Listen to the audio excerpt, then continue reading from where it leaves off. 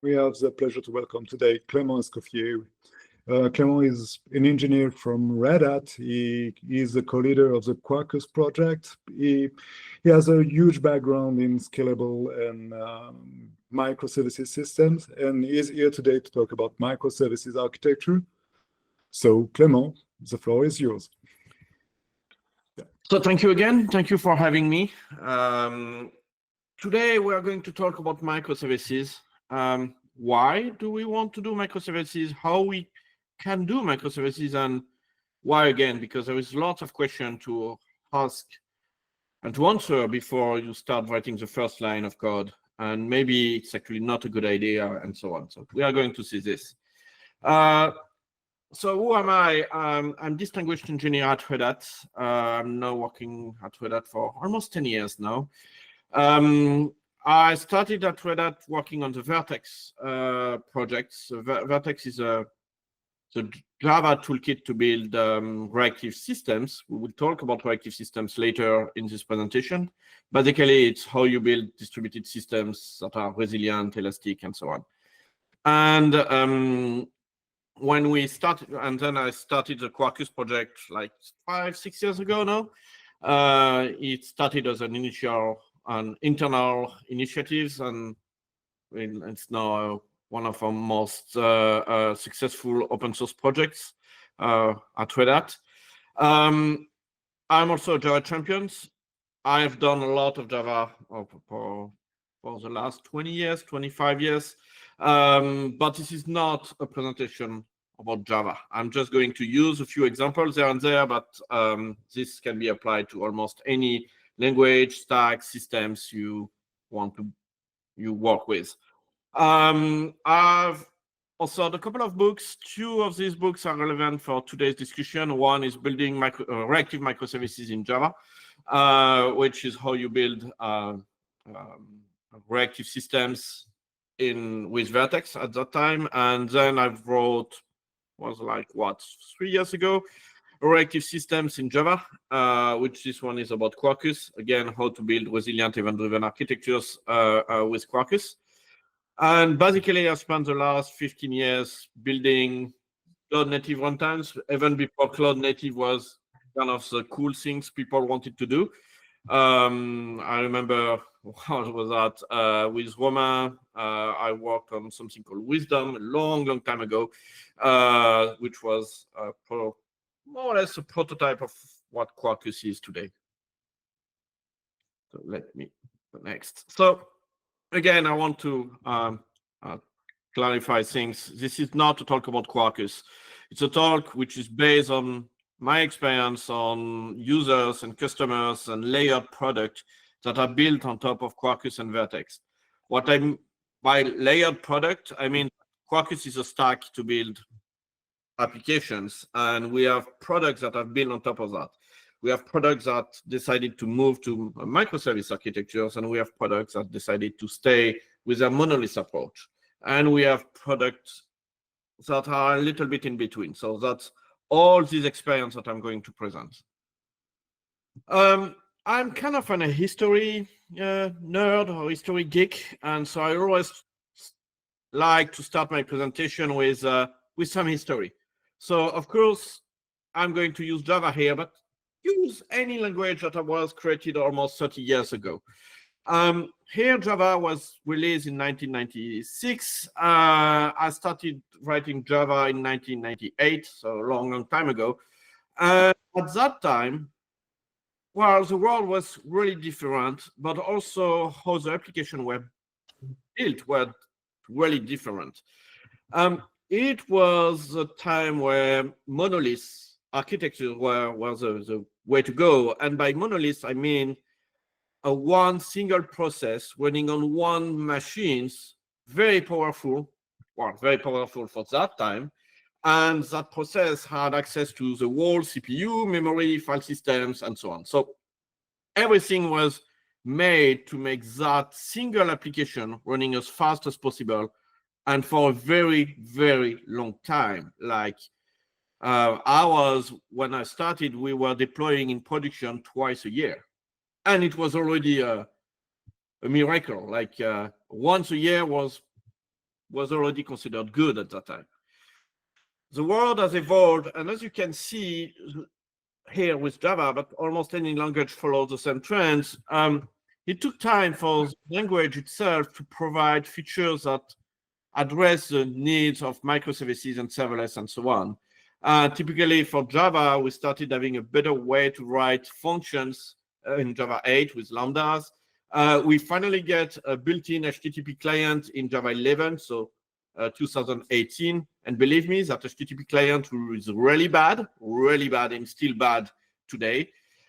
Java 21 introduced virtual threads. It's something that a lot of languages added beforehand, like Python or Go or even Rust. Took some time for Java to adopt them. And then we have the vector API, but that's more for AI-related stuff. The thing is that during that time, a lot of things have appeared, and a lot of new practices have appeared and emerged. Let's take with one in 2008, which is LXC, Linux container.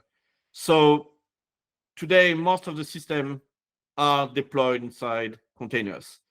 But containers didn't arrive with Docker. Container was existing a long time before, and a Linux container were created in 2008. It's funny because basically it was created by the same company doing Java at that time, which was Sun. So Sun Microsystem was doing both containers on one side and Java and Monolith based on Java on the other side, and Solaris and many other things. Another thing in 2008, which is interesting, is Zookeeper. And Zookeeper was one of the first inventory service that we were able to use out there. And we will see why it's important when you build microservices to have such kind of infrastructure services. Today, everybody hates Zookeeper. It's not nice because Zookeeper did a really great job in making inventory services accessible for everyone. But, and we will see that, it's complicated. And because it's complicated, you'd have to do a lot of configuration, tuning, and so on to get it right. In 2012, we have something that is named Hystrix that arrived. So Hystrix was part of the Netflix stack. So Netflix was starting to be a thing in 2012, and they released their microservices stack with a couple of things like Eureka and so on. But Hystrix is what make it very, very famous. Hystrix is a circuit breaker implementation. We're going to discuss circuit breaker later. And they released it, and a lot of people are starting using that, wasn't necessarily understanding what it was and so on. But the release of Hystrix has really pushed a lot of people going to the microservices world because, well, if Netflix do it, it has to be good. Well, not necessarily, because Netflix has a scale that you probably don't have, or most of the people don't have, and copying Netflix was probably not a good idea. One other thing that was released at that time was Ansible. Ansible is an infrastructure as code. There was some stuff before like Puppet and Chef, but Ansible really won that market for a bit. And now there is Terraform, which is also competing in that space. It paves the road on how to deploy systems by expressing state instead of expressing instructions. So it really was a big game changer. 2013, Docker arrived, pushed containers to the masses. So now everybody was using container because it started to be easy. And that was great. Like Docker pushed the developer experience really far. etcd was released the same year. So etcd was kind of another Zookeeper, slightly less hated, actually. Way lighter, so it was good. And then we had also InfluxDB. InfluxDB was one of the first time series database that was released the same year. And so, as you can see, we are starting having a lot of technologies that are very unrelated, very remote, and actually are going to build our microservice story. I will talk about that later, but Kubernetes was released in 2014. Then we got, at the same time, Amazon Lambda. Amazon Lambda was one of the first cloud-native approach to build serverless architectures. I'm not going to talk too much about serverless today, but it's something to keep in mind that it actually arrived almost at the same time as microservices, while it was really in the shadow of microservices for a few years. Azure Function arrives the next year, but in 2016 and 2017, two technologies have been reshaping a little bit how the whole infrastructure was working. It's Envoy and Istio. They started introducing service meshes, which basically is containers in front of other containers, in front of other containers, and so on. Well, as you have the saying, like, if you are a hammer, everything is a nail. Well, here you have containers, so everything has to be a container. Like, we are putting and assembling containers and so on. Great, until it's not that great. So why all these technologies and why they are related is basically all these technologies have actually changed how we are deploying applications and building applications and operating applications. So for the last 30 years, we have been building monoliths, and monoliths are not dead. Again, they may even be on the comeback right now. Microservices arrived around 2014, 15, and so on, and become a big part of the new type of architectures. And serverless arrived almost at the same time, but was a little bit in the shadow, and now start to be raising. Why they are raising right now is mostly for pricing, because Amazon Lambda or Azure Function actually cheaper than operating a 24/7 microservice. However, these three different architectural styles come with very different concerns. And Monolith, again, was designed almost 30 years ago. So having a single process with dynamic class loading where you can add stuff on the fly and things like that were fine. You can use meta programming, everything was fine. But it tends to use a large amount of memory. It also generally slow to start. When I say slow to start, it's more than 2 seconds. 2 seconds is considered slow today, which was not the case 30 years ago, because 2 seconds was almost the good day when you were going on the internet, like loading a page, like Google was taking 2 seconds and you were happy, like, whoa, it's fast today. Microservices comes with a lot of agility benefits, not in terms of agile development, but how you can shape your business and deliver more values to your users quickly. But it's not to be a distributed systems, because it's not a single process, but a lot of different processes. And that is problematic. Well, we will see why. It also starts asking the question is like, hey, are you sure you need 6 CPUs and 16 gigabytes of RAM to run your applications? Maybe you can try to use less and start increasing the deployment density. Finally, serverless is extremely agile in the sense that you can deliver functions on the fly, do A/B testing, and so on. It has the particularities that it can scale from 0. So if you have no request, nothing is running. Well, hold on. That's not true. You need to have a proxy running that will instantiate everything, but your business code is not running. It's infrastructure code that is running. But it also pushes the limits on the startup time. If you are doing serverless, 2 seconds is still way too much. You need to be under a second to start. And that is a challenge. All right. The rule of thumb we have seen over the past few years is that when we started with a monolith, it takes around 20 microservices and up to 200 functions. Again, these are the numbers we are seeing. It really depends on the use case. It can go from, we got one monolith that say, hey, we have adopted microservices. How many microservices? Oh, we have 2. All right, it's still 2 big ones, but okay. Or we have serverless functions that are way less than 200. And you have mixed or hybrid architecture, mixing a core that is a monolith, a couple of microservices around, and fused functions there and there.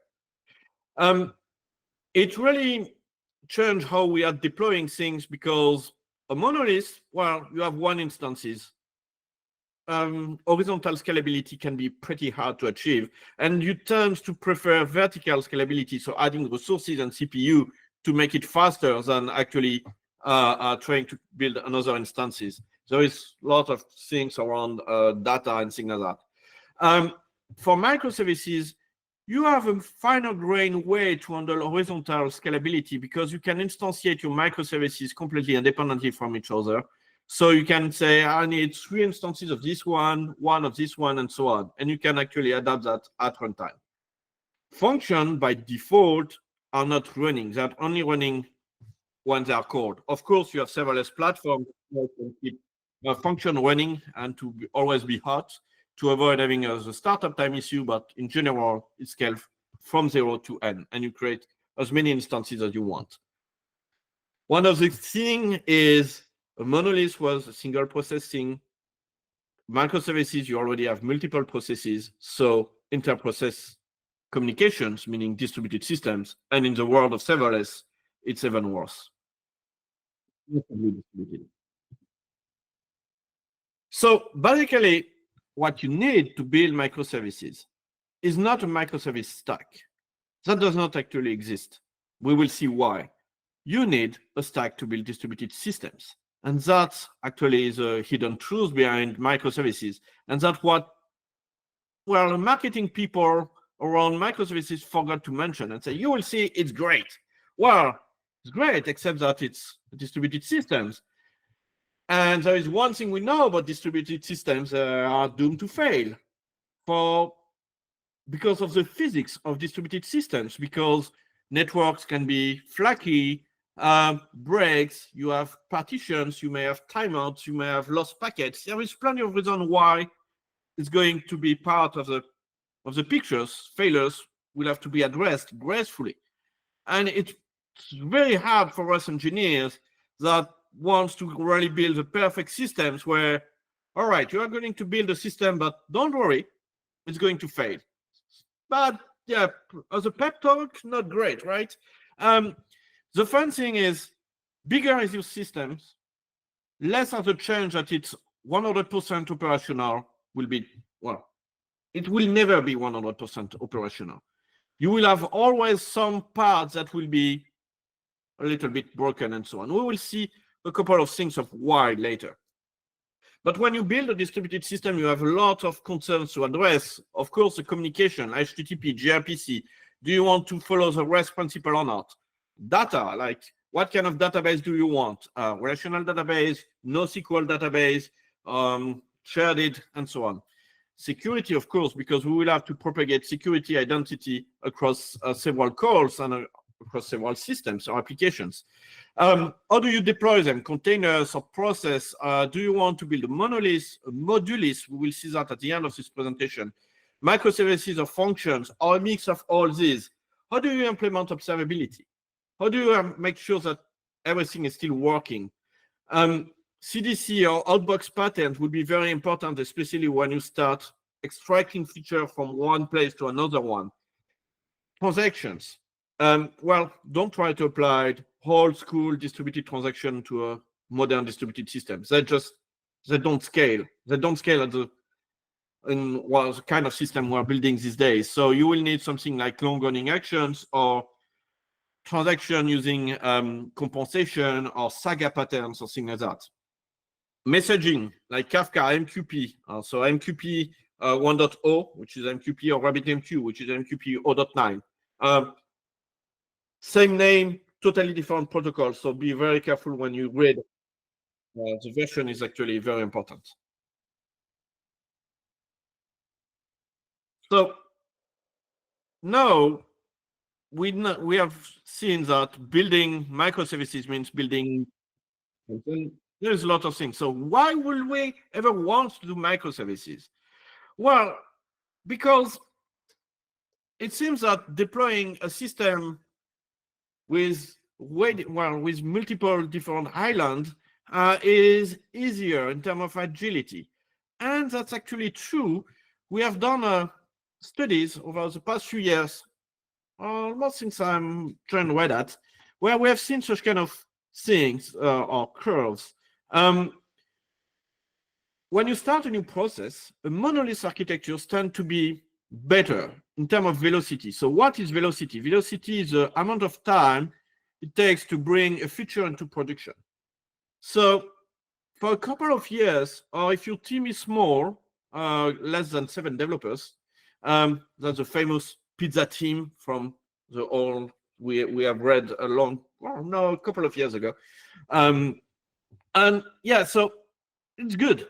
It's good because small code base, enough communication. So just the right amount of communication between the developers to get that done.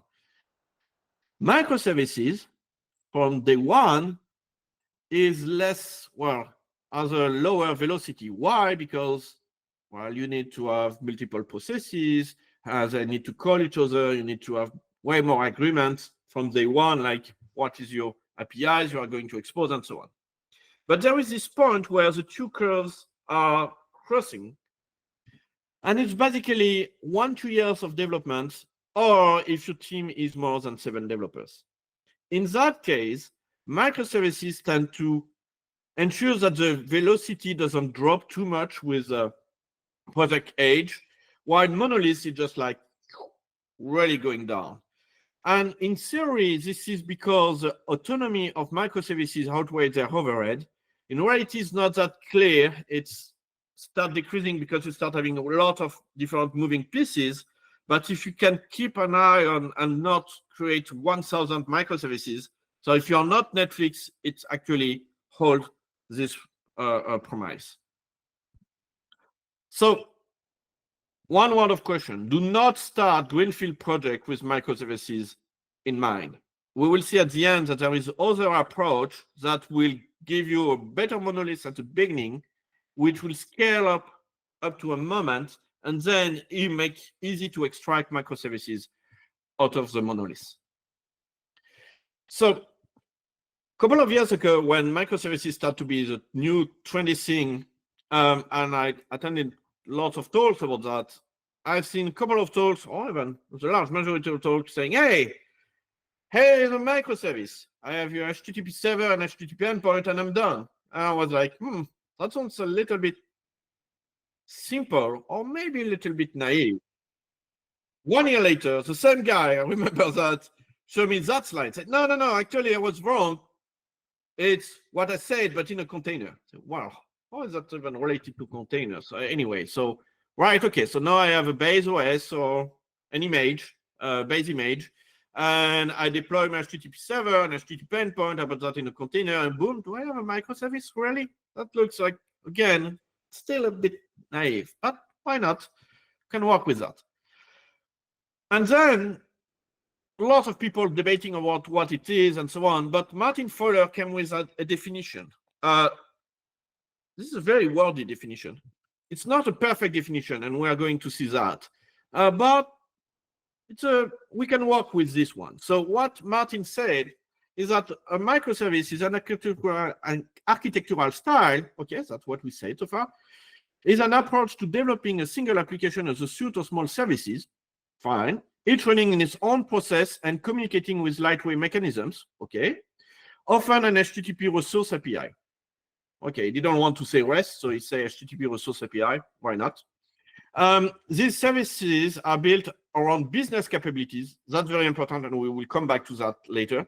And independently deployable by fully automated deployment machinery. All right, we will dive into this. There is a bare minimum of centralized management of these services. We will see that, which may be written in different programming languages and use different data storage technologies. On the paper, look great. Only benefits, right?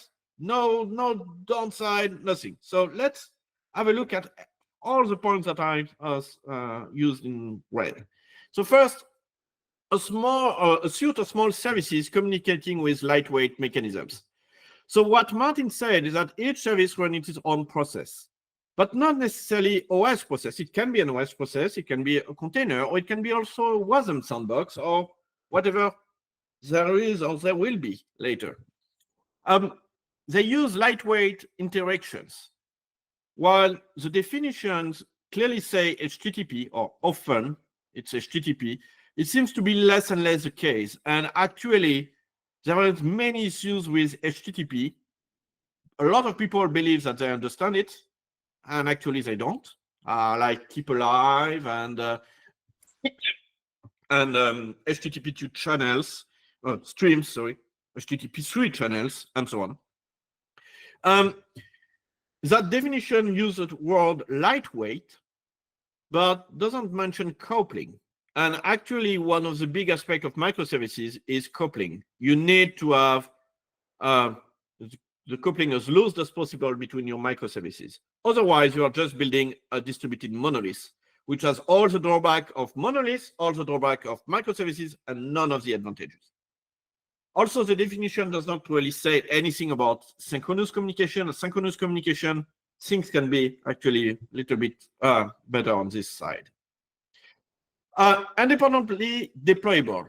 That's interesting because that's where that's what makes microservices so trendy. By definition, a microservice can be deployed in autonomy from the rest of the system. Well, that's good in the sense that it can be operated completely, well, without taking care of anything. Well, on paper, because in reality, when you start changing the APIs you expose or something like that, that can be problematic. Also, how you deal with dependencies, like someone is going to call somebody else. How do you deal with that interaction? But one of the main advantage of microservices is that the code base is small, they are independently developed, tested, and deployed. So that's actually good. And we have list of substitutability, meaning that if I have one microservices, here's the green one, V1, I can actually update it to V2 as soon as I don't change its external interface. So the API expose, the content type, the payloads, the events I listen to and I replies to, I can change this. And that's very important because we have a way to do that microservice by microservice. While when you are building a monolith, you need to do that in one code base and wait for the next big release train of your monolith, which required a lot of orchestration, a lot of meetings and so on. And once the release happens, yeah, it's you need to your code change is shipped, but that can take a lot of time. Here, it's completely independent. That's what makes microservices bankable in terms of business, because you can implement a new feature, you can update microservices without downtime. Well, we'll see, it's not that simple. It also means that the team that is developing the microservice is also responsible, or at least partially responsible, for the operation of that microservice. And that's actually very interesting in the sense that before the developer was doing development, the ops was doing the ops, and had to discuss between these two different backgrounds and two different teams. Now, by doing this, we are making developer aware of production's problems or concerns, and that allow us to address them very, very early in the cycle. And they said that there is no orchestration. Wait, oh, no orchestration? That looks weird, because to do this and with all the interaction, you need to have some kind of orchestration. So what Martin said in his definition is that there is a bare minimum of centralized management of these services. And it's what they call just enough orchestration. That doesn't mean that there is no orchestration layer, just that it's way simpler than the old school ESBs that we had a couple of years ago. And if you never heard about enterprise service buses, that's good for you. If you had, well, I hope you recovered, because that was a big mess. So basically in an ESB, you have a central node that was orchestrating the rest of the world. And when something was wrong, good luck. Here, okay, no ESB, but we still need a bit of orchestration. Typically, how do I deploy? And how is the networking and routing between all the services going to be managed? Like, that cannot be magic. So you will need things like service discovery and load balancing. Because otherwise, how are they going to discover each other? You need deployment and runtime mechanism, like how do I deploy and keep them running, networking management, and a lot of observability, because things need to stay up all the time. Again, one of the trends we have seen over the past few years is that, well, we are going to push a lot of these concerns not inside the application code, but outside. Initially, when microservices arrived, it was like, oh yeah, you can deal with that inside your code and deal with load balancing and service discovery inside your code, something with fault tolerance, security, and so on and so on. Your code becomes way more technical than well, it has more infrastructure code as business logic, and that doesn't really make a lot of sense. So obviously in the IT world, it works like that. As soon as we reach a statement on one side, we want the complete other side and say, we are going to remove all the infrastructure code of your applications, and it will all be inside the infrastructure. I believe that we went a little bit too far, but the truth is in between. And it actually depends on the case by case, but yeah. So basically, the idea is to make the code simpler, and the infrastructure is going to take the load. But, okay, well, we said that we didn't want the centralized management. And basically, I'm saying we are pushing more and more things in the infrastructure. That's where things are slightly more nuanced at what definitions, and not only this one, but all definitions say is actually you need to understand that the code needs to run somewhere. So either it's a commodity inside your infrastructure, or it's something you implement as part of your applications. So what the infrastructure should provide is a primitive to deploy and run a service. Need to process and update and retire microservice. Okay, so basically deployment facilities. Need to track the health and react, and we will see that later. But basically, if one of your service start to be unhealthy, maybe it's completely useless to continue calling it. So we should remove it from the routing table, from all the callers and things like that. Or to automatically restart services. How do I handle observability and so on?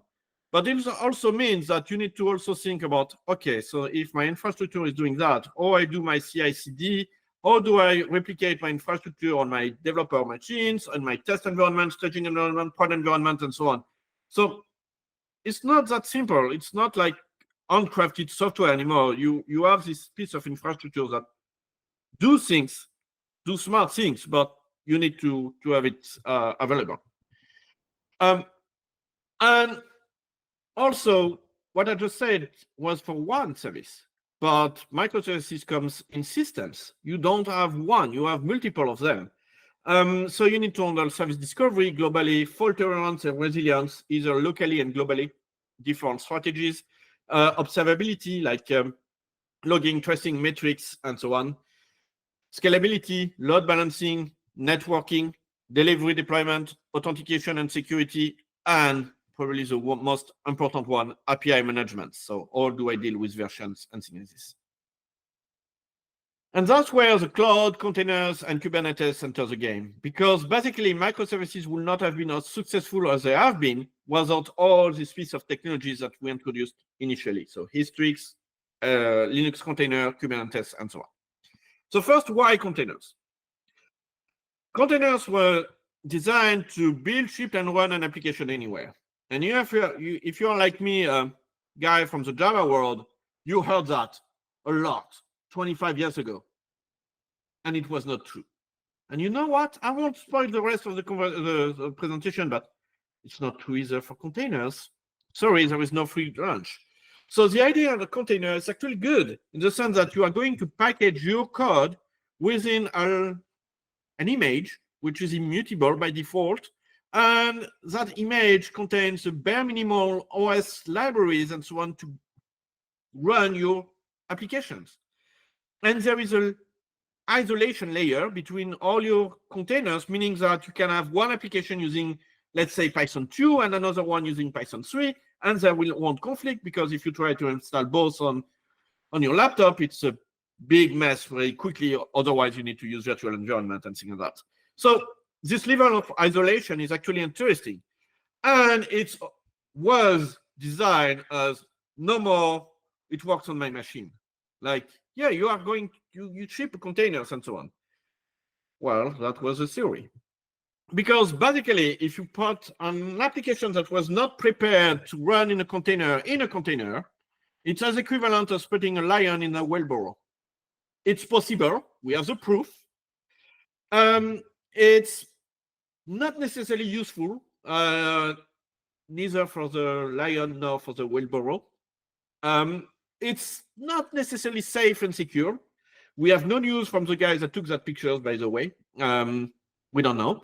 But yeah, and that's basically one of the problems, is that actually there is a lot of unsaid things about containers that you need to understand before going that route. And the first thing is, containers are not about isolating Python version or JavaScript version and so on. Absolutely not. They were not designed for that. If you talk to the people from Sun Microsystems working with Linux container at the beginning, they said their only goal was actually deployment density, meaning getting more from their expensive Solaris workstation they were selling to their customer. Basically, it's optimizing the resource utilization of a finite state of resources by resources, new disk spaces, memory, and so on, networks, and so on. But if you start thinking about that, it means that, okay, I have a finite set of resources, and I deploy my containers. I took my applications like they are today, put them in a container, they run, boom, done. Well, if you start doing this, and they have not been designed for containers, there is a good chance they are going to use way more memory than what they should, because every piece of memory and CPU that they use is resources that the other containers can't use. So by having a big, eager, applications not designed for containers on your container host is actually going to not be suboptimal for that application, but also suboptimal for every sibling containers that run on that same container host. And one of the key aspects of that is how I manage threads. By threads, I mean POSIX threads, so platform threads. If you have an application using a lot of threads, great when they were running in a monolith world where all the resources were for them. But now it's not the case anymore. So they're going to create a lot of threads. Each thread is almost 1 megabyte of RAM, more or less, a little bit less these days, but yeah, it's just to give an idea. Meaning that more threads they have, more memory they use, less memory the other containers are using. So of course you can say, yeah, no problem, I can put resource constraint and quotas and so on. Well, I was there, so I did that. So great. And then you start your application and it crashes. Crashes because it doesn't have enough CPU or enough memory and so on. So what do you do in that case? Well, you have two ways. You will say, okay, I'm going to re-architecture all my applications to take container into account and understand how I can optimize my resource usage. Or there is a regular engineering way. It would say, oh, yeah, where do I increase my quotas? Which means we didn't fix it. We actually just increase the quota of all these applications instead of trying to understand why they were using so much memory. Another things about containers, another truth about containers, that they are not transparent. It works on my machine, doesn't work anymore. I have a Mac, I have an M1, which is an ARM-based CPU. If I build a container naively and I ship to any of you that use an x86 machines on Linux or Windows, they won't be able to run it because it's not so transparent and it's not so isolating from the operating systems anymore. So the first thing is there is a matching between the glibc used by the base OS and the one from your container host, which is why Alpine images need to die, in the sense that Alpine comes with muscle, a great piece of technology, but it's not the glibc. And your container host has most probably a standard glibc.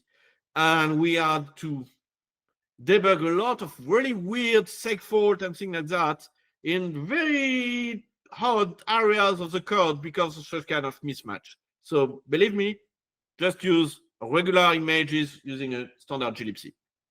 The second thing, yeah, no, sure, it has its use, but my production view on that is that most of the time, it can make things crash and you have no idea why. Well, if you have a container host which run Muscle, then that's great. But I don't know any production system using Muscle for the container host. But maybe there is. I never used one. The second thing is dimensioning the number in terms of number of CPUs. Like, how do I make sure that I use the right number of CPUs and so on? You have plenty of OS and libraries that can get the number of CPU core, but get that as an integer.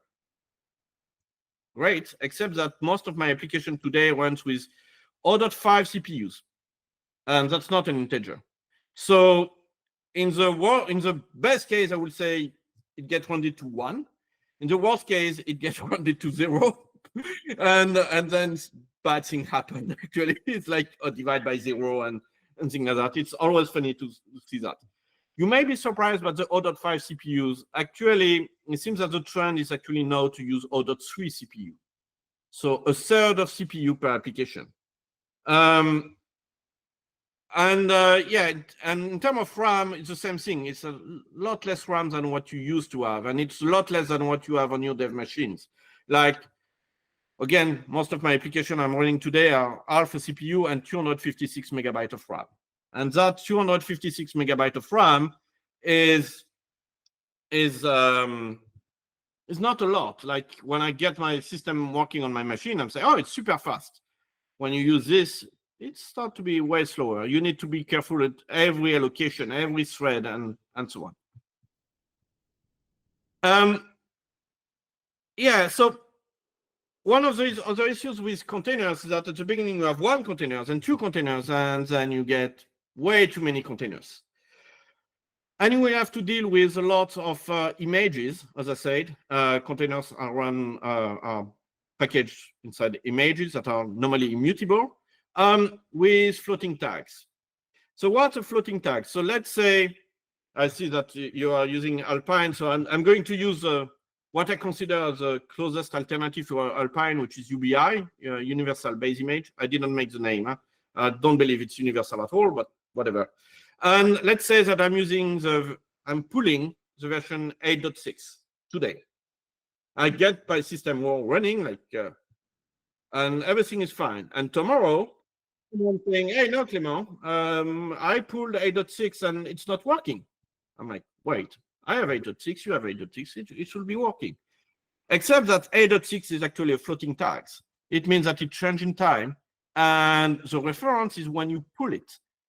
If I pull it today, I get what is targeted to be 8.6. If I pull it tomorrow, it's another 8.6, or it might be another 8.6.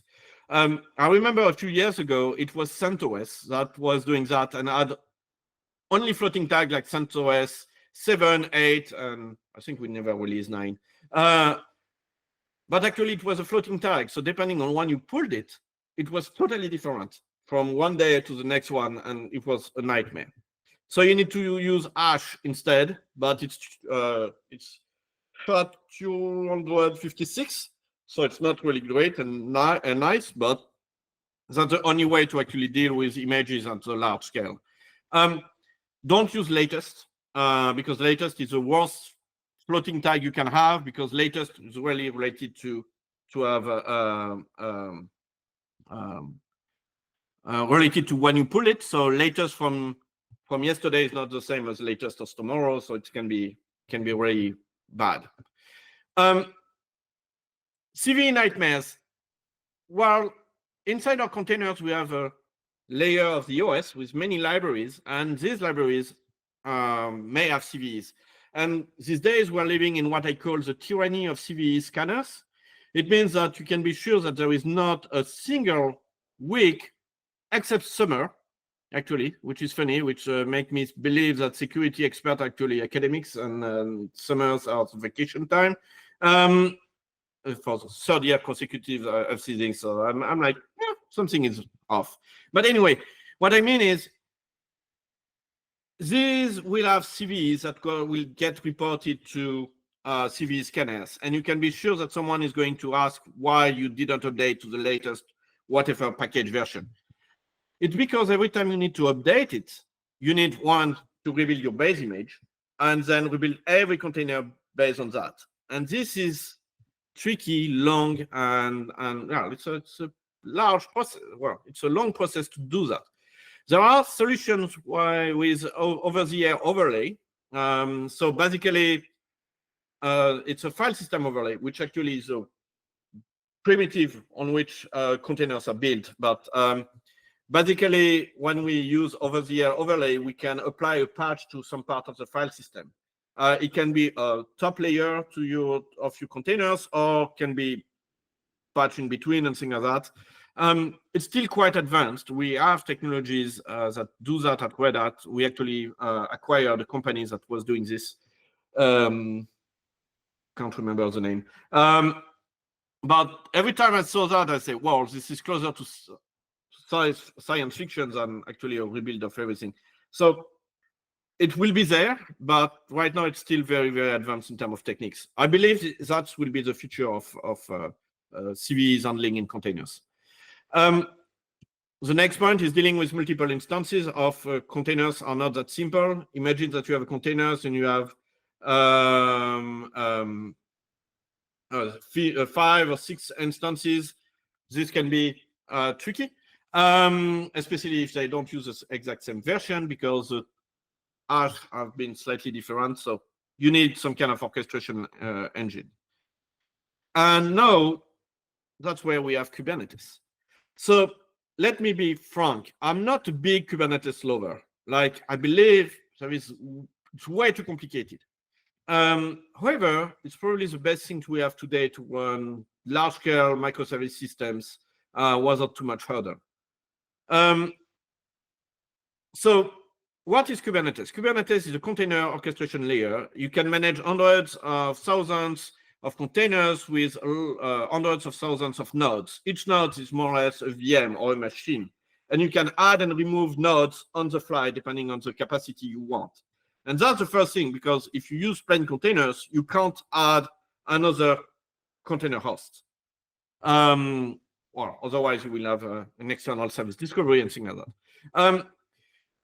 The goal of Kubernetes is to deploy an application without worrying on the hardware infrastructure. It will select the right CPU architectures based on your image and things like that. You can use labels, you can use affinity and anti-affinity to create regions and replication regions. So it's pretty smart in terms of that. And it will automatically move containers around to optimize the positioning. A little bit magic, but works in most of the cases. It will guarantee that the application will stay running. That's where they will use a couple of ideas from infrastructure as code, as Ansible, and so on. In the sense that if you say, I want 3 replicates of this, and I want to have them up all the time, it will try to do its best to reconcile and make things happen. It can facilitate the scaling and upgrade of Kubernetes and the application. And basically, if we looked underneath, it looks like that. You don't necessarily need to know that to use Kubernetes, but what is interesting is it works in terms of networking. So basically, the nodes, node 1 and node 2, is where your application are running. And it's deployed, well, you have one small daemon that is running, which is kubelet, and then you have a container runtime. That container runtime is running containers, obviously, but it also have one specific container named a kube proxy, which is where the networking rules are applied. And basically, all kube proxy connect to each other so they can see what is working where and so on. And then you have pods. Pods are a group of collocated containers. We will see that later. The control plane is where you have all the APIs and so on, but for me, the most interesting thing is all the nodes are designed.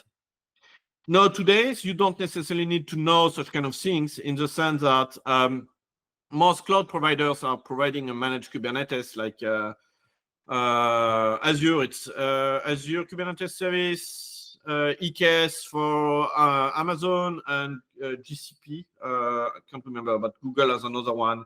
They all have a Kubernetes one. AKS is for Azure now. Yeah, I see that in the chat, but yeah. It's what we've seen. The funny thing is that while a lot of people believe that Amazon is the most used cloud provider, which I believe is true, we got lots of our customers and users deploying on Azure. It's actually, yeah. So I'm actually more experienced with Azure than Amazon, which is kind of weird.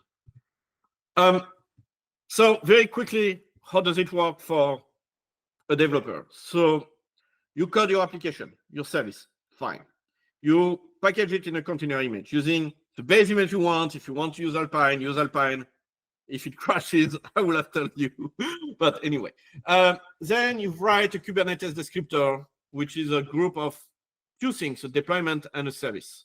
Deployment is a strategy on how many pods, how many containers you want to apply. It's basically the state of the systems you want, and the service is a network routing proxy. These are written in YAML. There is a lot of good and bad things about YAML, but it's improved a lot recently. Now you apply these resources to Kubernetes. You apply them. It's not I install something, it's really I apply that state to my running state, and it will manage it.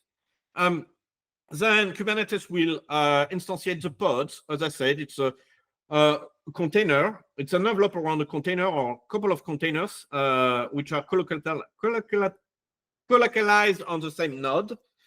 It's also the unit of the horizontal scaling, like if you want 1 pod, 2 pods, 3 pods, and so on, and you can do that dynamically. So that's actually very important to understand that notion of pods. Pods are exposed behind services, which, as I said, are networking rules. Is basically a mix between networking rules, service discovery, and load balancing.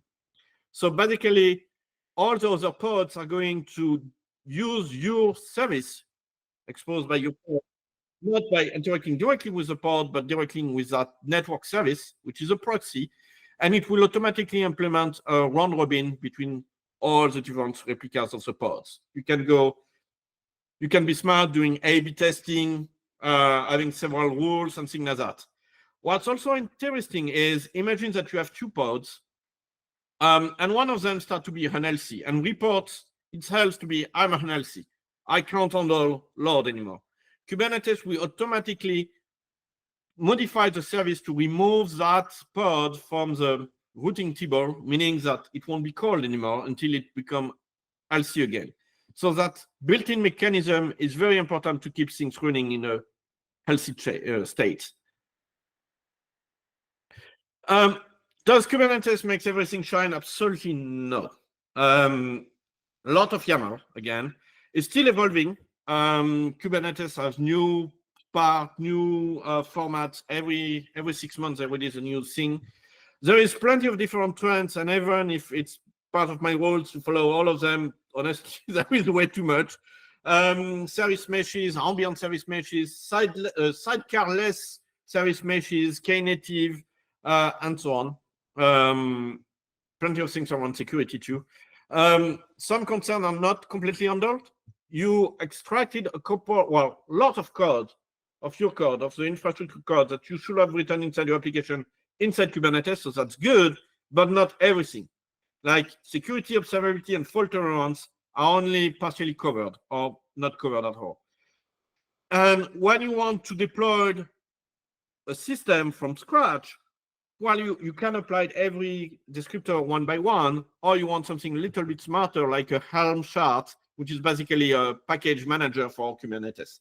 So you will have to deal with various set of technologies with various level of maturity to actually succeed there. But it's, as I said, it's probably the most advanced and the most versatile container orchestration runtime we have today.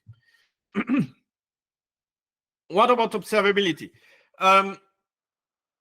Well, Kubernetes can provide a lot of the services like Grafana, Prometheus, Tempo, and so on. But my microservices or all your application must expose these metrics or these spans consistently.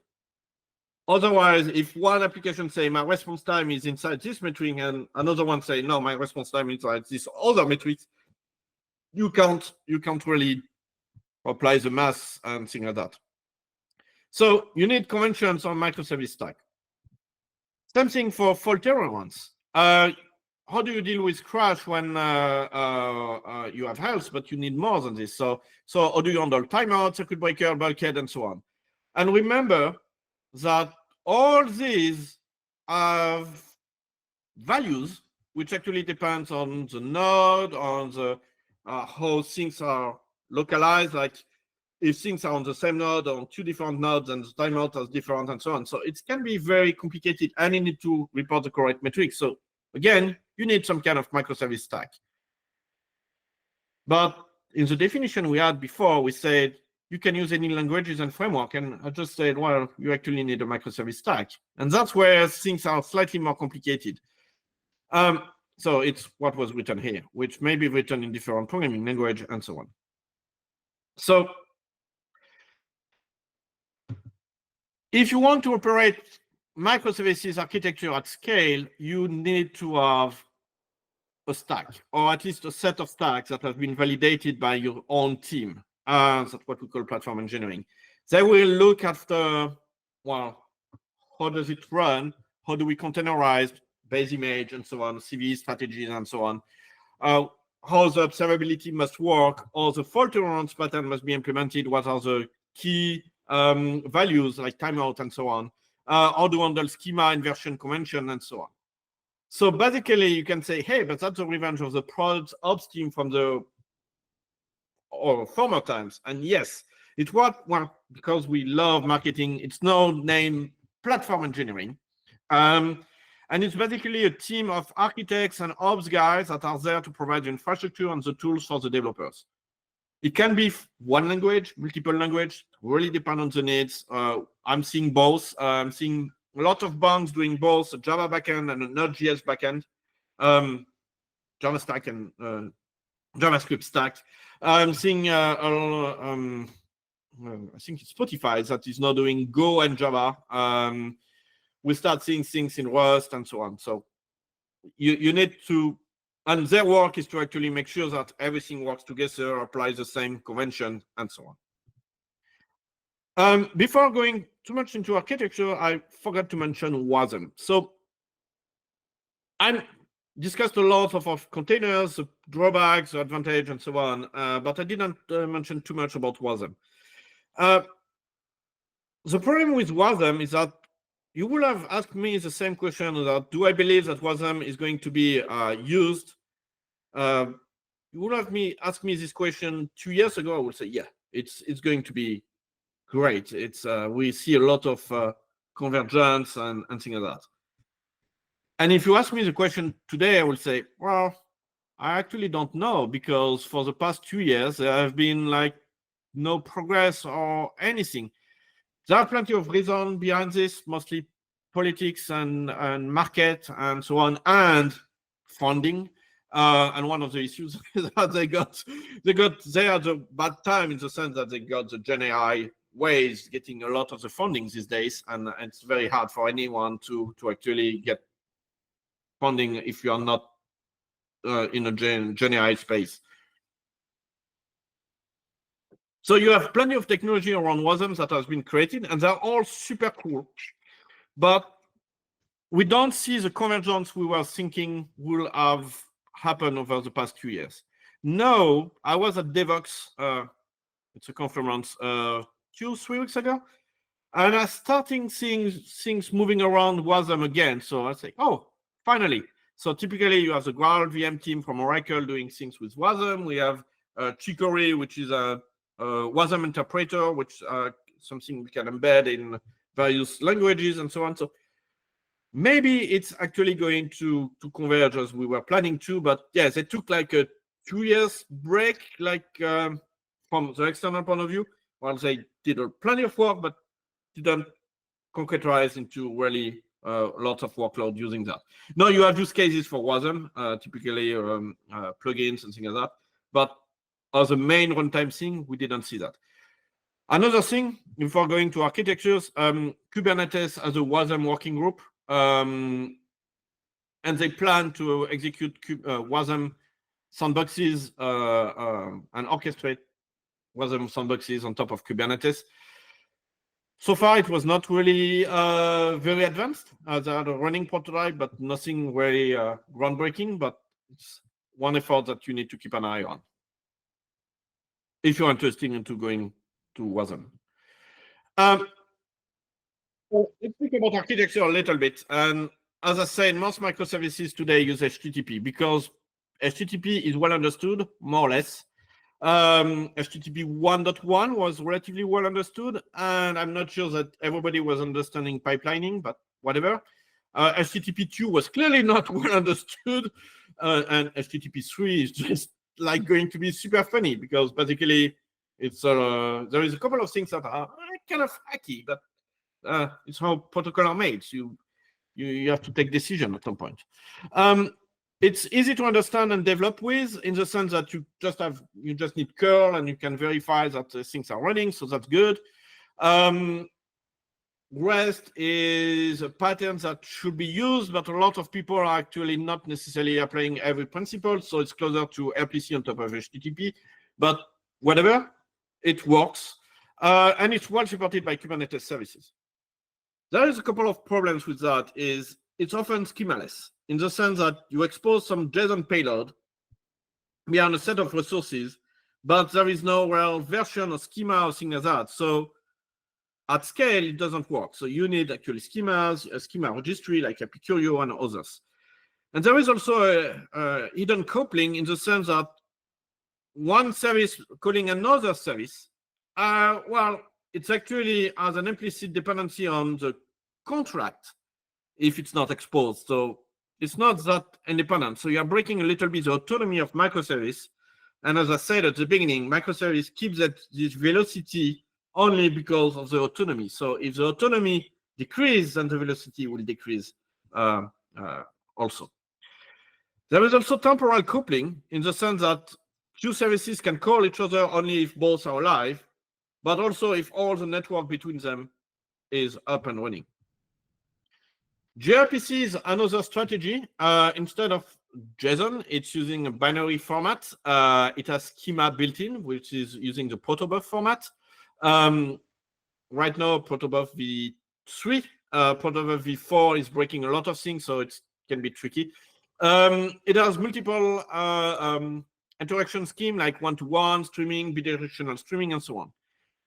It's still a request-reply protocol, so a client-server. So as a client, I connect to the server, and then the stream happens. It cannot be the servers that initiate the communication. It still have hidden coupling with the temporal coupling, but the versioning and so on is handled by protobuf. It's not necessarily a problem, but it's based on code generation. So generally, you take your proto file and you just generate the stub and skeleton and so on, like we were doing with Corba 20 years ago. I often say that gRPC is Corba in 2024, done right, but there is still a lot of clunky things like this that are kind of annoying. Another issue is that it cannot be called by browsers directly because of how the framing on top of HTTP2 is done. That's actually changing with WASM. Inside the browser, WASM can actually do the framing correctly and invoke gRPC services. There are also two extensions to gRPC that allows to do that, gRPC Web and gRPC JSON transcoding. Both are basically taking JSON to protobuf and protobuf to JSON, but differently because obviously we need two standards. One will be not enough. gRPC has been on the rise for a couple of years, and now it starts to be like flat, like no more progression. We still have lots of questions and issues in the Quarkus world around gRPC, and so it's massively used, not as used as HTTP, but I don't see a lot of progression in that space, which is sad because I believe gRPC was a really great protocol. And one other thing about gRPC is with HTTP3, how do I apply, or what do I need to change in gRPC to make it working on HTTP3? That's going to be a challenge. Not too much. Basically, instead of the HTTP2 streams, you will use the HTTP3 channel, something like that. But there is a couple of things that can be interesting. Both protocol, both HTTP and gRPC are client-server, but what about event-driven architecture and reactive systems? Well, by reactive, what I mean? Well, for a few years, a lot of people were associated to the reactive movement. There is even a reactive manifesto, which I co-signed a couple of years ago. And it was more like, well, if you reach 40 and you didn't write a manifesto in the IT space, something is wrong with your career. So we had to write one. It's a 8-page document. You can read it very quickly. There is nothing really big. But anyway, by reactive, what it means, if we take the Oxford Dictionary definition, it's this one. It means reactive means showing a response to a stimulus or acting in response to a situation rather than creating and controlling it. And I like that second definition because it's exactly what we wanted to do with the reactive movement. So I added my own definition, which is application reacting to stimuli such as user inputs, messages, and failures. And here you can say, well, come on, this is a definition of any computer program since the 60s, reacting to hardware interruptions, user inputs, and things like that. And I would say yes. And actually, when you look at the academic literature, you will find reactive applications very, very early in the software systems. But the question here, is reactive equals event-driven? Not necessarily, because it's actually putting these stimuli, but not on a single component, but at the scale of the system. So what does it mean when you applied these principles to the scale of the system? And it's where we start seeing a lot of interesting aspects. Typically, two aspects, which are actually the two sides of the same coin. One is by using events and by using such kind of things, you can build better concurrent applications. Concurrent meaning the number of requests you can handle at the same time. And you will find a couple of reactive technologies there, or programming streams and so on. You can also build better or responsive distributed systems. And that's actually the part that is, for me, the most interesting one. Unfortunately, to implement this part, you need the other part, but that's actually the part you should think about. And basically what it means is that this is part of the manifesto. It means basically this is how it's defined on reactive systems.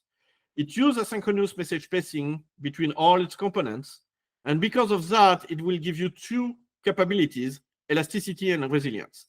Elasticity, because when you send a message, you send it to a virtual address. And because it's sent to a virtual address, you don't know how many consumers you have behind the scene. It can be 0, 1, 2, and so on. So because of that, and it can scale up and down. So more messages you are sending, more consumer you can have, so you can have a well elasticity and adapt yourself to the load. Resilience comes also from this ability to for consumers to have multiple of them, because every time that the message can't be processed, well, it won't be acknowledged, and because it won't be acknowledged, it will be redelivered to another consumer. I'm not going to speak about the different relay delivery strategy from Kafka and QP and so on. You can ask questions about that in the Q&A. Another thing with resilience is that if there is no consumer, most of the asynchronous message passing infrastructure we have today are implementing durability, meaning that a message is not lost, and as soon as one consumer will arrive or be healthy, you will be able to process it and so on. So now, if you can adapt yourself to the load you are receiving and also handle failures gracefully, you become responsive. So that's actually what we mean by reactive systems, is better distributed system, and it's something that everybody should aim to build. What does that mean? It's migration we have done a lot these days, but basically, how do we go from HTTP to to messaging. HTTP has a strong coupling, as I said, no contract by default and things like that. And basically, if something bad happens, it influences your availability on all the chain up to the caller, and that is annoying. So if I don't know the availability you plan, but basically, if you want one of your services to be 4.9, so 99.99 of availability, and it calls 3 different services, you need to know that to have that 99.99 availability, if you have a single instance of all these services behind the scene, they all need to be at least 99.998 in terms of availability. This is close to 5.9. 5.9 is a little bit the graal of distributed systems. It's super expensive to reach. So you need to be careful. But here we're not going to talk about that. When people realize that we have these cascading failures, they say, hey, no problem, we can have circuit breakers all the way. So circuit breakers is a resilience pattern, exists for a very, very long time, but it was redemocratized by Hystrix from Netflix. And basically, it monitors one interaction between 2 services. And depending on the outcome of that interaction, it decides to stay closed, so no problem. Open, as soon as you have a number of failures on a period of time, you just open it, which means that the faulty service is not called anymore, so it doesn't cascade anymore, so you implement a fallback or something like that. And once in a while, when it's open, it will let one transaction go through and check the outcome to decide if it can close again or stay open. Very simple. The problem is that doesn't work in cloud native environment or container environment or Kubernetes, in the sense that imagine you have 2 replicas behind this one here, one on the same node and one on another node. So how do you handle timeout? Or imagine that one in LC and the other one is on LC and was not detected by the health checks. How this circuit breaker is going to handle that? Like, I call one, okay, fail. I call the second one, fine. Next one, fail. Next one, fine, because it's a round robin. Does it open the circuit or not? So let's imagine it does not. Well, you still have 50% of fault. And if it's opened, when it will let the transaction go, well, depend on which instances it's going to call, but maybe it will be on the faulty one and will stay open, or on the healthy one and will close, but the next call will be faulty again. So it's slightly more complicated when you have such kind of environment, especially very dynamic environment. And you need to monitor all this and so on. So one of the approaches is to actually use the 25 years plus of experience around messaging, using non-blocking message passing, elasticity, and resilience, as I explained. And you can have message stream, you can have request reply, you can have publish subscribe. So plenty of patterns that you can't really implement with plain HTTP. So publish subscribe would be that you know all your consumers. Request reply, of course you can, but message stream can be also tricky. Can you implement reactive systems on top of Kubernetes? Absolutely, yes. So the first thing you will have is to add a broker and a schema registry. Broker, not necessarily one, by the way. You can have Kafka or more streaming based like Kafka, or you can have RabbitMQ or MQP, or something that does both relatively well, which is Apache Pulsar. I actually like it very well. It's really fits the bill very, very well. Having a schema registry, mandatory, otherwise it won't scale. And what I like too is that it has operator to declare the public topics, queues, and so on, which brings that you can actually have discovery on the topics and the queues that you create. Elasticity, you can use KEDA to automatically scale up and down based on the number of messages in a queue. I think it means Kubernetes event-driven architecture. I'm not actually sure. There is other approach like Knative is doing something different. You can also build your own operators to do that depending on what you want.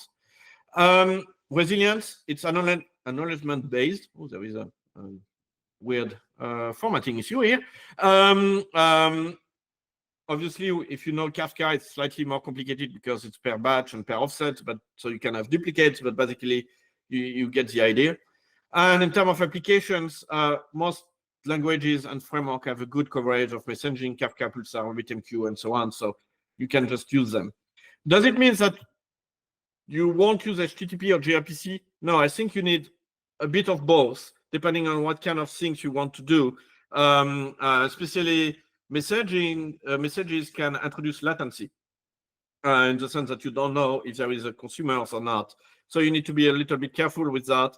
And if you want to implement request reply with messaging, typically with Kafka, it can be slightly more, well, it can be interesting because Kafka was not designed for that. So if you want request reply, go through Pulsar or RabbitMQ. It's probably better suited for such kind of use case.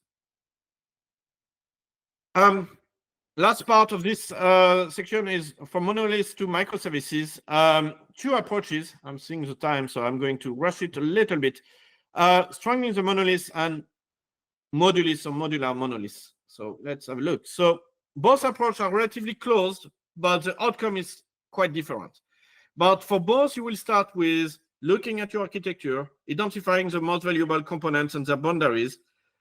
And once you have that, you will align your organization based on these new boundaries, meaning reorganizing teams. Otherwise, it won't work. Then you will look at how do you do the migrations, and then you will start the migration and so on. Basically, when you're strangling the monolith, so basically removing things, you need to create merge and split capabilities and features using a team topology, domain-driven design. It needs to be business-oriented. It should not be technically oriented. That's the hard part for most engineers. I generally organize workshops around the Wardley mapping, which is, you probably have this Canva, you know it, or just Google for it. I'm not using this one anymore, but I had that slide where you set the purpose of the exercise, you write the user need and the business need, you identify all the components and their dependencies. So that's what I have here. And then you remap or you restructure your architectures as you want, and you see what can be really commodity, what can be really something that is just the beginning, and so on. Second step is you need to align the organization around the future boundaries, because at the end of the workshop, you will know, okay, that's how the components we need to have. And then where you will realize that, oh yeah, but we need a team per component. And if you don't have that because it's new component and so on, you will need to organize a little bit to have these teams reorganized. You need to really make this boundary clear, and for that, I recommend an approach named code owner, which is actually a file you put inside your repository that defines which team is responsible or which path in your code base. It works relatively well. Obviously, when there is overlap, it's always funny, but there are cases where there is overlap, but generally it's okay. Then the next part is preparing the migration, and that part should not be skipped. To do that, you will run a couple of code analysis, static, of course, to know who calls what. But the most interesting one is a behavioral one, and it's probably, I spend 80% of the time on this one, because you are going to take the Git history or whatever thing you are using, and looking at code paths that have been changed at the same time on another code path in the same commit or in the same pull request. And you will find maybe coupling between components that was not intended to be, or that turned out to be coupled, and so on. You will also find who was the most valuable developer per component, which is sometimes bring surprise, like, oh, actually, you were not assigned to this, but you actually contribute a lot of that. The change rate is actually also important because that is an idea of the maturity of a component, in the sense that if there is no change anymore, that's commodity. If it's something that evolves a lot, that means that we are still finding the right business case and so on. This is a good candidate to be extracted in an autonomous microservice. Start extracting and coding, obviously, so you need to do that at some point.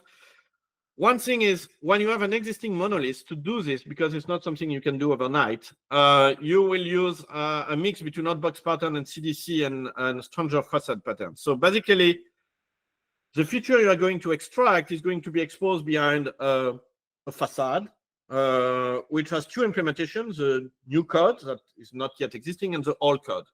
And to keep things in sync, you will have to monitor every call to that old code and every action in append-only log.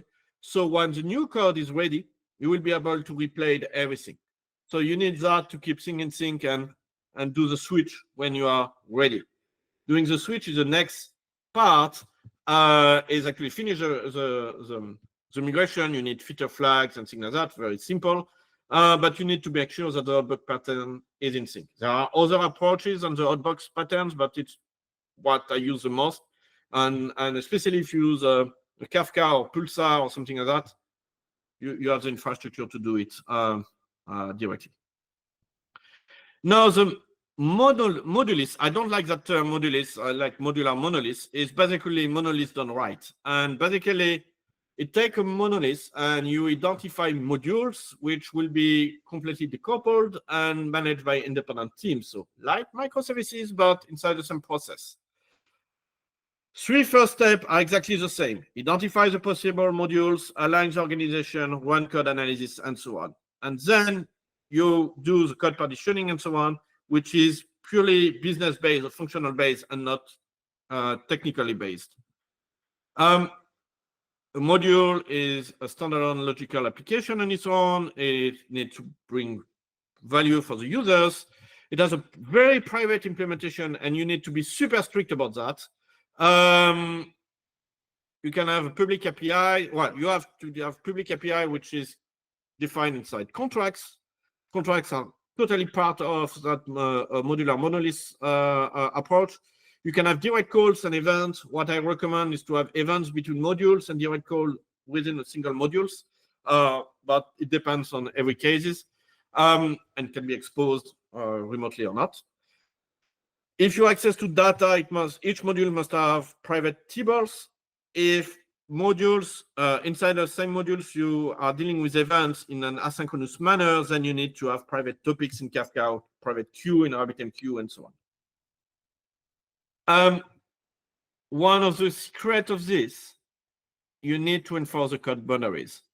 We have a perf team in the Quarkus project, which is trying to shave every nanosecond everywhere, and sometimes try to break such kind of things. And I would always have, hold on, no, we can't bypass that layer. That's not how things need to work, because we are going to entangle all our modules, and that's not going to be great.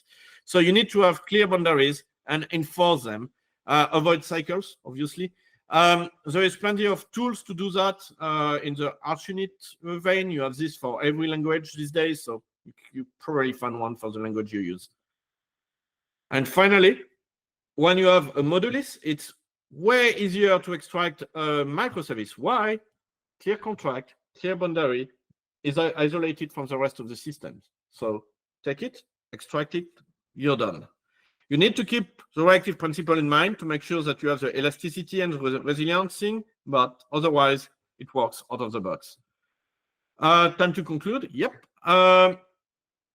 What I generally recommend is take your monolith and try to architecture it the right way with modulus, modular monolith, and so on. Don't try microservices on day one, except if you are pretty sure that's where you want to head, where you want to go. Then microservices as a second step, and think about Kubernetes and all the things we discussed and so on.